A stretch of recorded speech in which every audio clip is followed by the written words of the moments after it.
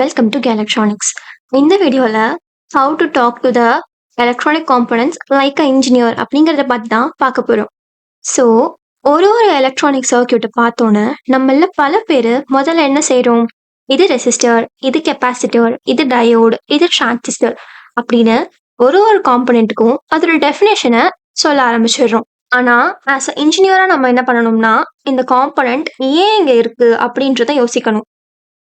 இதுதான் ஒரு சர்க்கியூட்டை உண்மையா புரிஞ்சுக்கிறதுக்கான முக்கியமான விஷயம். ஒரு சர்க்கியூட்ல இருக்க ஒவ்வொரு காம்பனண்ட்டுக்கும் ஒரு ரோல் இருக்கு. அண்ட் அந்த ரோல் அந்த காம்பனண்ட்டை பொறுத்து இல்ல, அந்த சர்க்கியூட்ல அந்த காம்பனண்ட்டை எங்க பிளேஸ் பண்ணிருக்கோம் அப்படிங்கறத பொறுத்து தான் இருக்கு. ஸோ ஒரு காம்பனண்ட்டை தனியா பார்க்காம அந்த காம்பனண்ட்டை நம்ம ஏன் இந்த சர்க்கியூட்ல இந்த இடத்துல பிளேஸ் பண்ணிருக்கோம் அப்படிங்கறத பார்க்கணும். ஸோ அதை எப்படி கத்துக்கலாம் அப்படிங்கிற ஃபுல் எக்ஸ்பிளனேஷனை நம்ம இந்த வீடியோல பார்க்கலாம். Let's get into the video.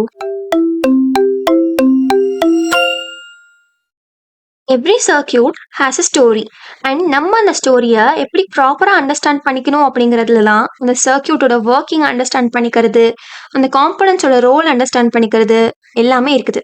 முதல்ல ஒரு விஷயத்த ப்ராப்பராக புரிஞ்சுக்கோங்க. காம்பனன்ட்ஸ் ஆர் மோர் தென் டெஃபினேஷன்ஸ். அதாவது அந்த காம்பனண்டோட ரோல் அதோட டெஃபினேஷனை பொறுத்து கிடையாது. அந்த காம்பனண்ட் நம்ம எந்த இடத்துல பிளேஸ் பண்ணியிருக்கோம், அதோட கனெக்ஷன் எப்படி இருக்கு, அதுக்குள்ள என்ன என்டர் ஆகுது, என்ன அந்த காம்பனண்ட்டை விட்டு லீவ் ஆகுது, ஏன் அதை அங்கே பிளேஸ் பண்ணியிருக்கோம் இப்படிங்கிறதெல்லாம் பொறுத்து தான் அந்த காம்பனண்ட்டோட ரோல் இருக்குது. ஃபார் எக்ஸாம்பிள் சொல்லணும்னா ரெசிஸ்டர்லேருந்து ஸ்டார்ட் பண்ணலாம். நம்ம எல்லாருக்குமே தெரியும் ரெசிஸ்டர்னா என்ன, இது கரண்ட்டை லிமிட் பண்ண போகுது, கரெக்டா? ஆனா இந்த சர்க்கியூட்ல நம்ம எதுக்காக கரண்ட்டை லிமிட் பண்ணணும் அப்படிங்கறது ஒண்ணு இருக்குல்ல. இப்போ இந்த இடத்துல பாத்தீங்கன்னா ஒரே ரெசிஸ்டர் தான், அதை நீங்க எல்இடி கூட கனெக்ட் பண்ணீங்க அப்படின்னா அது கரண்ட் லிமிட்டரா ஒர்க் ஆகும். அதே ஒரு கிரவுண்ட் கிட்ட கனெக்ட் பண்ணீங்க அப்படின்னா அது ஒரு புல் டவுன் ரெசிஸ்டரா ஒர்க் ஆகும். அதே ரெண்டு வோல்டேஜஸ்க்கு நடுவில் கனெக்ட் பண்ணீங்க அப்படின்னா அது ஒரு வோல்டேஜ் டிவைடரா ஒர்க் ஆகும். இந்த கான்செப்ட் தான் நான் உங்களுக்கு புரிய வைக்கணும்னு ட்ரை பண்றேன். Coming to the capacitor. கெப்பாசிட்டர்னா நம்ம எல்லாருக்குமே தெரிஞ்ச மாதிரி இது சார்ஜை ஸ்டோர் பண்ண போகுது, கரெக்டா? இதே கெப்பாசிட்டரை நம்ம சப்ளைக்கு அக்ராஸா வைக்கும் போது இது வோல்டேஜ் ஃபிளக்சுவேஷன்ஸை கம்மி பண்றதுக்காக யூஸ் ஆகுது. அதே சிக்னல் பாத்ல இருந்துச்சுன்னா இது டிசியை பிளாக் பண்ணிட்டு ஏசி கரண்ட் மட்டும் அனுப்புறதுக்காக வச்சிருக்காங்க. அதே டைமிங் சர்க்கியூட்ல இருந்துச்சுன்னா இது சார்ஜ் அண்ட் டிஸ்சார்ஜிங் பிஹேவியருக்காக வச்சிருக்காங்கன்றது அர்த்தம். அடுத்தது டயோட். டயோடோட பேசிக் ஐடியா அப்படிங்கிறது ரொம்ப சிம்பிள் தான். இது கரண்ட்டை முக்கியமா ஒரே ஒரு டைரக்ஷன்ல அலோவ் பண்ணும். ஆனா ஒரு டயோட் சர்க்கியூட்ல டிஃப்ரெண்ட் டைப்ஸ் ஆஃப் ரோலை பிளே பண்ணலாம். அது தெரிஞ்சுக்கிறதுக்கு ஃபர்ஸ்ட் டயோட் எந்த டைரக்ஷன்ல கரண்ட் அலோவ் பண்ணும் அப்படிங்கறத பாருங்க. அதுக்கப்புறம் அதோட போலாரிட்டியை பாருங்க. ஆனோட் எங்க இருக்கு, கேத்தோட் எங்க இருக்கு, ஃபார்வர்ட் பயாசிங் கண்டிஷன்ல இருக்கா இல்ல ரிவர்ஸ் பயாசிங் கண்டிஷன்ல இருக்கா அப்படிங்கறத பாருங்க. ஃபார்வர்ட் பயாஸ்ல இருந்துச்சுன்னா கரண்ட் ஃப்ளோ ஆகும், அதே ரிவர்ஸ் பயாஸ்ல இருந்துச்சுன்னா பிளாக் ஆயிடும். இதுதான் டயோடோட சிம்பிள் அண்ட் டைரக்ஷன்ல புரிஞ்சு கொள்ள வேண்டிய முக்கியமான விஷயம். டயோடோட ஆக்சுவல் ஜாப் சர்க்கியூட்ல அது எந்த இடத்துல இருக்குது அப்படிங்கறத பொறுத்து தான் இருக்கு. அது எய்தர் ப்ரொடெக்ஷனுக்காக இருக்கலாம், ஒரு ரெக்டிஃபிகேஷன், ஸ்விட்சிங், கிளாம்பிங், இந்த மாதிரி பல யூசஸ்க்காக இந்த டயோட சர்க்கியூட்ல வச்சிருந்துருக்கலாம். இது எந்த இடத்துல இருக்குது அப்படிங்கறதையும் நான் இதுக்கு முன்னாடி சொன்ன எல்லா விஷயத்தையும் நீங்க பாத்தீங்கன்னா தான் அந்த இடத்துல டயோடோட ரோல் என்ன அப்படிங்கறது நமக்கு புரியும். அடுத்தது டிரான்சிஸ்டர். டிரான்சிஸ்டரோட சிம்பிளான டெஃபினேஷன் பார்த்தோம்னா டிரான்சிஸ்டர் இஸ் அ ஸ்விட்ச், இவ்வளவுதான் இல்லையா? ஆனா அது சர்க்கியூட்ல எந்த இடத்துல இருக்குதுங்கிறத பொறுத்து தான் அது என்னவா ஆக்ட் ஆகுதுங்கிறதும் இருக்குது. ஓ நம்ம எல்லாருக்கும் தெரிஞ்ச மாதிரி டிரான்சிஸ்டரோட ஒர்க்கிங், அதோட பேஸ்ல நம்ம கனெக்ட் கொடுத்தோம் அப்படின்னா கரண்ட் ஃப்ளோ ஆகும், அதாவது ஸ்விட்ச் ஆன் ஆகிற மாதிரி அர்த்தம். அதே நம்ம பேஸ்ல கரண்ட் கொடுக்கல அப்படின்னா அந்த இடத்துல கரண்ட் ஃப்ளோ இருக்காது. ஸோ சர்க்கியூட்ல அது எந்த ரோல்ல இருக்கு அப்படிங்கறத தெளிவா பார்க்க வேண்டியது ரொம்ப இம்பார்ட்டன்ட். ஸோ இதை எப்படி பார்க்கலாம் அப்படின்னா ஃபர்ஸ்ட் நம்ம ஒரு காம்பனன்ஸையும் பார்க்காம நம்ம அந்த கரண்டோட டைரக்ஷனை ஃபாலோ பண்ணணும். Follow the signal. இன்புட்ல ஸ்டார்ட் பண்ணி அந்த கரண்ட் எந்த வழியா ஃப்ளோ ஆகுது அப்படிங்கறத பார்த்தோம்னா தான் ஒரு கெப்பாசிட்டர், இண்டக்டர், ரெசிஸ்டர் இதெல்லாம் எதுக்காக பிளேஸ் பண்ணிருக்காங்கிறது புரியும். ஃபார் எக்ஸாம்பிள் இந்த இடத்துல இன்புட் இருக்கு. ஸோ அந்த சிக்னலை ஃபாலோ பண்ணும்போது இந்த இடத்துல ஒரு கெப்பாசிட்டர் வச்சிருந்தாங்க அப்படின்னா அது டிசியை பிளாக் பண்ணிட்டு ஏசி சிக்னல் மட்டும் அனுப்புறதுக்காக வச்சிருக்கக்கூடியதுன்னு நம்ம புரிஞ்சுக்கணும். அண்ட் தென் அதே கரண்ட் இந்த சைட் போகும்போது இந்த இடத்துல ஒரு டிரான்சிஸ்டர் இருக்கு. இங்க இந்த டிரான்சிஸ்டர் ஆம்பிளிஃபையரா யூஸ் ஆகுது.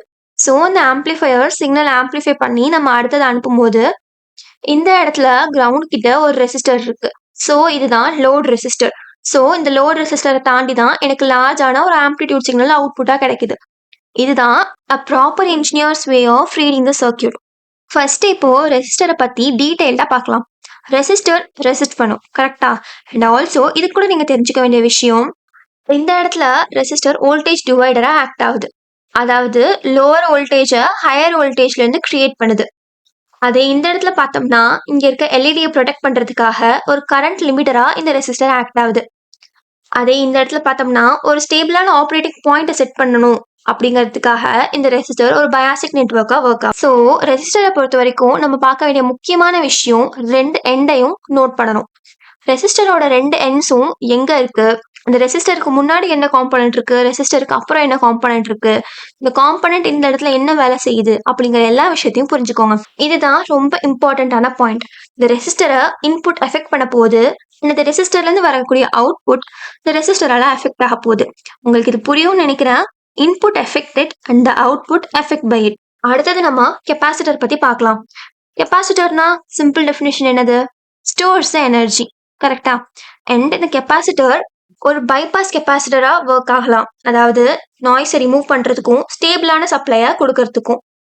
அண்ட் தென் ஃபில்டரிங் ப்ராசஸ்க்காக அதே தான் சிக்னலை ஸ்மூத்தன் பண்றதுக்காக யூஸ் பண்ணலாம்.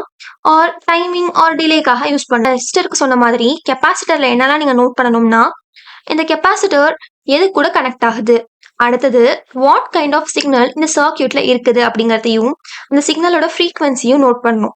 அண்ட் ஆல்சோ இந்த டைமிங்காக ஒர்க் பண்ணுதா இல்லை டிலேக்காக ஒர்க் பண்ணுதா அப்படிங்கிறதுலாம் தெரிஞ்சாதான் உங்களால் அந்த கெப்பாசிட்டரோட பர்பஸ் என்ன அப்படிங்கிறத புரிஞ்சுக்க முடியும். அடுத்தது இண்டக்டர். இண்டக்டருமே ஸ்டோரிங் ஆஃப் எனர்ஜிக்காக தான் யூஸ் பண்ணுவாங்க மோஸ்ட் ஆஃப் த பிளேசஸ்ல.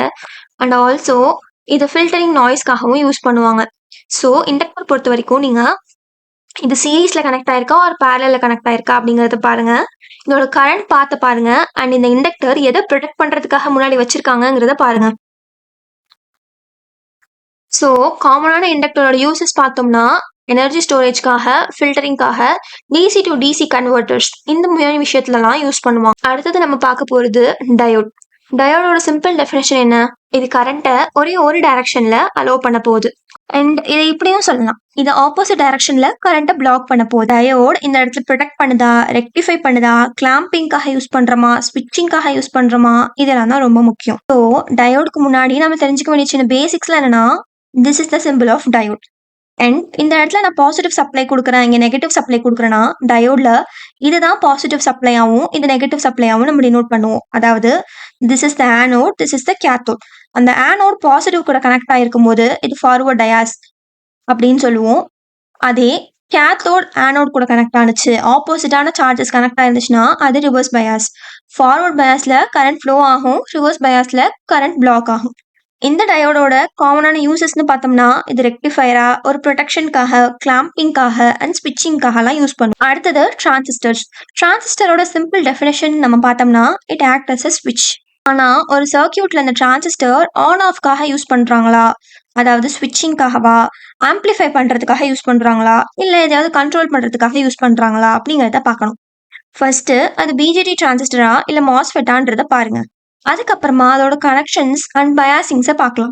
ஒரு டிரான்சிஸ்டர்னு பார்த்துக்கிட்டிங்கன்னா இதுதான் பேஸ், இது கலெக்டர் அண்ட் இது எமிட்டர். இதே மாஸ்ஃபெட்ல பார்க்கும்போது கேட், ட்ரெயின், சோர்ஸ்ன்னு சொல்லுவோம். ஸோ இந்த டிரான்சிஸ்டரை எய்தர் ஸ்விட்சிங் அதாவது ஆன் அண்ட் ஆஃப்காக யூஸ் பண்ணலாம், ஒரு வீக்கான சிக்னலை ஆம்பிளிஃபை பண்ணுறதுக்காக யூஸ் பண்ணலாம், அதே சிக்னலை கண்ட்ரோல் பண்ணுறதுக்காக யூஸ் பண்ணலாம். அண்ட் ஆல்சோ இது கொஞ்சம் பவரும் சப்ளை பண்ணுறதால லோட்ஸ் லைக் எல்இடி, மோட்டர் இதெல்லாம் ட்ரைவ் பண்ணுறதுக்காகவும் யூஸ் பண்ணலாம். ரெசிஸ்டர்னு பார்த்தோம்னா நம்ம தியரட்டிக்கலாக ஒரு ரெசிஸ்டர் தான் படிச்சிருப்போம். ஆனால் ப்ராக்டிக்கலாக பார்க்கும்போது நிறைய டைப்ஸ் ஆஃப் ரெசிஸ்டர்ஸ் இருக்கு. அதாவது fixed resistor, variable resistor, thermistor, LTR இந்த மாதிரி. ஃபிக்ஸட் ரெசிஸ்டன்ஸ்னா அதுக்கான ஒரு கான்ஸ்டன்டான ரெசிஸ்டன்ஸ் வேல்யூ இருக்கும். அதே வேரியபிள் ரெசிஸ்டர் அதுதான் பொட்டன்ஷியோமீட்டர்னு சொல்லுவோம். இதோட ரெசிஸ்டன்ஸ் வேல்யூவை நம்மளே அட்ஜஸ்ட் பண்ணிக்க முடியும். அடுத்தது தெர்மிஸ்டர். இந்த தெர்மிஸ்டர்ல ரெசிஸ்டன்ஸ் அப்படிங்கிறது டெம்பரேச்சரை பொறுத்து சேஞ்ச் ஆகிட்டே இருக்கும். அடுத்தது எல்டிஆர், அதான் போட்டோ ரெசிஸ்டர். இதோட ரெசிஸ்டன்ஸ் லைட்டை பொறுத்து சேஞ்ச் ஆகும். இதே மாதிரி கெப்பாசிட்டர்லயும் நிறைய இம்பார்ட்டன்ட் டைப்ஸ் இருக்கு. அதுல ஃபர்ஸ்ட் செராமிக் கெப்பாசிட்டர்.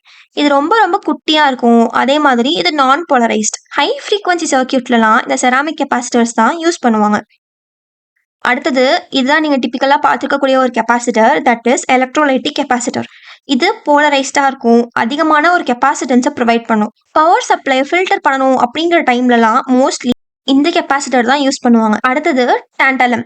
இது போலரைஸ்ட், ஸ்டேபிள் அண்ட் இதை காம்பாக்டான எலக்ட்ரானிக் சர்க்யூட்ஸ்ல யூஸ் பண்ணுவாங்க. அடுத்தது ஃபிலிம். இது நான் போலர் அண்ட் ஸ்டேபிள். இதை டைமிங் அண்ட் ஃபில்டரிங் சர்க்யூட்ஸ்லாம் யூஸ் பண்ணுவாங்க. ஸோ இந்த மாதிரியான capacitors filtering, coupling, decoupling, timing, energy storage இந்த மாதிரி பல இடத்துல யூஸ் ஆகும். அடுத்தது சில டைப்ஸ் ஆஃப் டயோட் பார்க்கலாம்.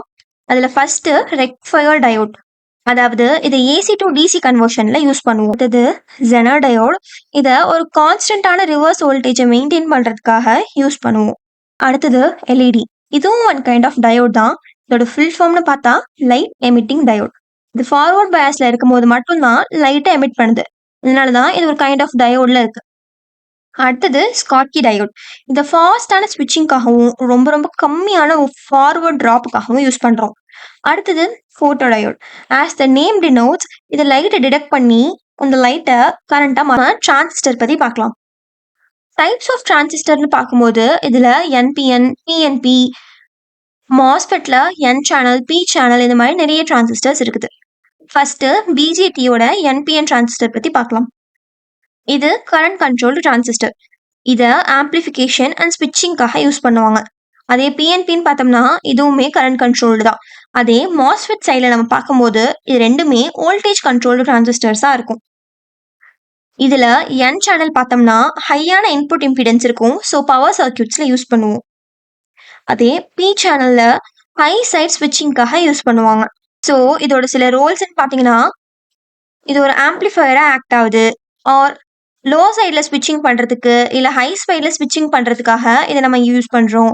அதே மாதிரி பிடபிள்யூஎம் கண்ட்ரோலாக சிக்னல் லெவல் ஷிஃப்டராகவும் இந்த டிரான்சிஸ்டர்ஸை யூஸ் பண்ணுறோம்.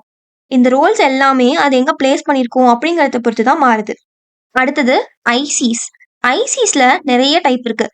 Like operational amplifier, simplify timer IC, voltage regulator, microcontroller, memory IC இந்த மாதிரி.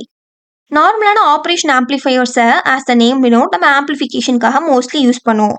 ட்ரிபிள்ஃபை டைமரா, டிலேவா, ஆசிலேட்டர்ஸாக யூஸ் பண்ணுவோம். அதே வோல்டேஜ் ரெகுலேட்டரை டிசி வோல்டேஜை சர்க்யூட்டுக்கு ஸ்டேபிளாக ப்ரொவைட் பண்ணுறதுக்காக யூஸ் பண்ணுறோம். Microcontroller is the brain of embedded systems. இதுதான் எல்லாத்தையும் கண்ட்ரோல் பண்ணுது and this is also a kind of IC. அடுத்தது மெமரி ஐசி. இது நம்ம சில டேட்டா ஸ்டோரிங்காக யூஸ் பண்ணுறோம். எல்லாத்த விட இந்த ஐசிஸோட கான்செப்ட் ரொம்ப ரொம்ப இம்பார்ட்டன்ட். ஸோ இதை ஸ்க்ரீன்ஷாட் எடுத்து வச்சுட்டு ஒரு தடவை நல்லா படிச்சுக்கோங்க. அண்ட் இதெல்லாம் ஒன்றா சேர்ந்து எப்படி ஒர்க் ஆகுதுங்கிறத பார்க்கலாம். ஃபர்ஸ்ட் ஒரு பவர் சோர்ஸ். இது ஒரு எலக்ட்ரிக்கல் சிக்னலை கொடுக்குது. அதுக்கப்புறம் நான் ஒரு டயோடு பிளேஸ் பண்ணனா இந்த டயோடு இந்த கரண்ட்டை ஒரே ஒரு டைரக்ஷன்ல மட்டும் ஃப்ளோ ஆகிறதுக்கு அலோவ் பண்ணுது. அடுத்தது நான் ஒரு கெப்பாசிட்டர் பிளேஸ் பண்ணுறதால இது இந்த எனர்ஜியை ஸ்டோர் பண்ணி அண்ட் ஸ்டெபிலைஸ் பண்ணுது. அதுக்கப்புறமேட்டுக்கு வைக்கக்கூடிய டிரான்சிஸ்டர் ஒரு ஸ்விட்சாவோ இல்லை ஒரு ஆம்பிளிஃபையராவோ ஆக்ட் ஆகலாம். அண்ட் தென் இதுலேருந்து வரக்கூடிய கரண்ட் எல்லாம் சேர்ந்து ஒரு மைக்ரோ கண்ட்ரோலருக்கு போயிட்டு சிக்னல்ஸை ப்ராசஸ் பண்ணி டெசிஷன்ஸை மேக் பண்ணுது. ஸோ இந்த டெசிஷன்ஸ் தான் எதர் எல்இடி ஆன் பண்ணணுமா ஆர் மோட்டர் கண்ட்ரோல் பண்ணணுமா அப்படிங்கிறத டிசைட் பண்ணுது. அடுத்த ஒரு important concept analogue versus digital. So இது ரெண்டுமே டூ வேர்ல்ட்ஸ் ஆஃப் எலக்ட்ரானிக்ஸ்ன்னு தான் சொல்லணும்.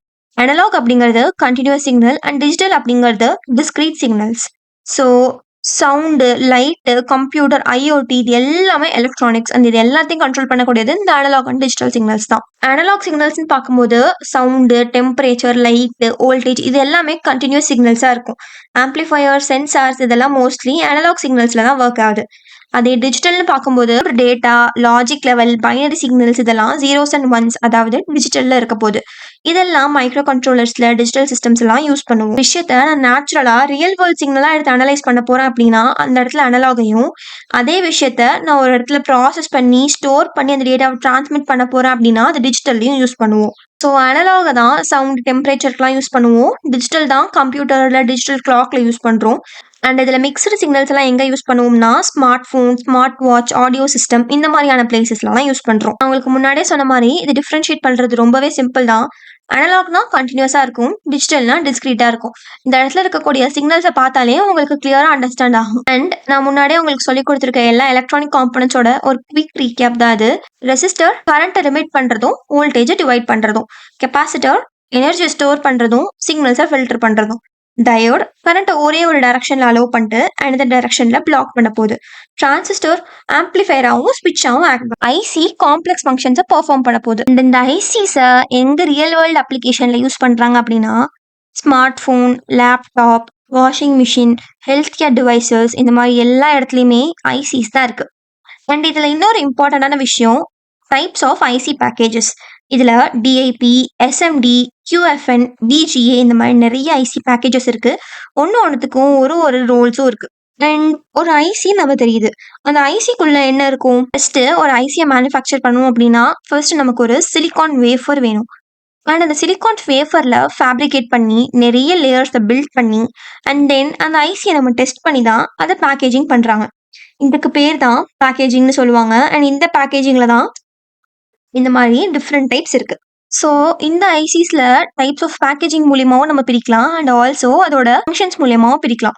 ஃபங்க்ஷன்ஸ் வைஸ் பார்க்கும்போது analogue IC, digital IC, mixed signal IC, memory IC, special purpose IC இந்த மாதிரி நிறைய இருக்கு. ஒரு ஐசிங்கிறது ரொம்ப ரொம்ப சின்னதா high performance and low power கன்சப்ஷனோட ரிலையபிள் அண்ட் டியூரபிளா லோ காஸ்ட்ல இருக்கணும். இதுதான் ஒரு ஐடியல் ஐசிக்கான இம்பார்ட்டன்ட் குவாலிஃபிகேஷன்ஸ். ஸோ ஓவராலா நம்ம சிக்னல்ஸ், ஐசிக்குள்ள என்ன இருக்கு, இந்த ஐசிஸ்ல என்னென்ன டைப்ஸ் இருக்கு, இது எல்லாத்த பத்தியும் டீட்டெயிலாக பார்த்துக்கலாம். இந்த வீடியோவில் starting from the register IC வரைக்கும் ஒரு ஒரு காம்பனண்ட்டையும் எப்படி நம்ம அனலைஸ் பண்ணணும், எப்படி அந்த காம்பனண்ட்ஸ் கூட சிம்பிளாக சொல்லணும்னா பேசணும் அப்படிங்கிறத கிளியராக எக்ஸ்பிளைன் பண்ணியிருக்கோம். தேங்க்யூ ஃபார் வாட்சிங் திஸ் வீடியோ. இந்த வீடியோ உங்களுக்கு பிடிச்சிருந்தா மறக்காம லைக், கமெண்ட் அண்ட் ஷேர் பண்ணுங்க அண்ட் சப்ஸ்கிரைப் டு கேலக்ட்ரானிக்ஸ். தேங்க்யூ.